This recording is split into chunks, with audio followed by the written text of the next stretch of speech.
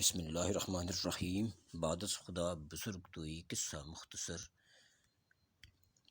خبر یہ ہے کہ بائیڈن انتظامیہ انتخابی مداخلت کی شفاف تحقیقات تک نئی پاکستانی حکومت تسلیم نہ کرے، امریکی اراکین کانگریس کا خط۔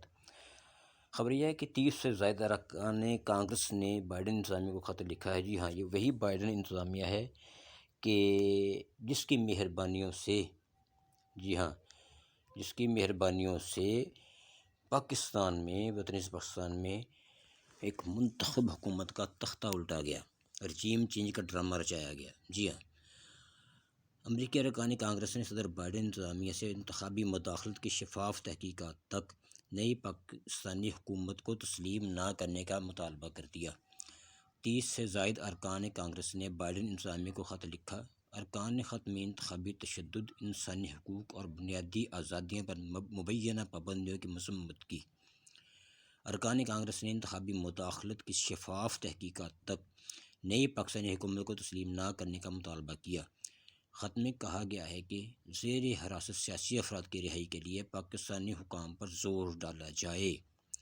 خیال رہے کہ ملک میں 8 فروری کو عام انتخابات ہوئے تھے، جس کے بعد اب قومی اور صوبائی اسمبلیاں وجود میں آ گئی ہیں، جبکہ 3 صوبوں کے وزرائے اعلیٰ بھی منتخب ہو چکے ہیں۔ ملک میں وزیر اعظم کا انتخاب 3 مارچ کو قومی اسمبلی میں ہوگا۔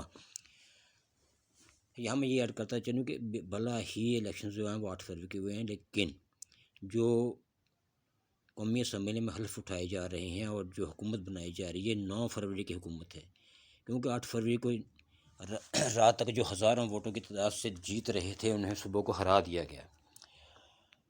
ملکی تاریخ کے بدترین انتخابات، ان انتخابات میں بدترین دھاندلی کا ماؤنٹ ایورسٹ سر کیا گیا۔ عوام کے منتخب نمائندوں کی بجائے من پسند افراد کو نوازا گیا اور اس طرح ووٹ کا تقدس بری طرح پامال کیا گیا۔ ایک مخصوص سیاسی جماعت کو ٹارگٹ کر کے اس کی سیاسی قیادت، دیگر لیڈرشپ، امیدواروں اور سپورٹروں، یہاں تک کہ عام ورکرز کو بھی ہراساں کیا گیا۔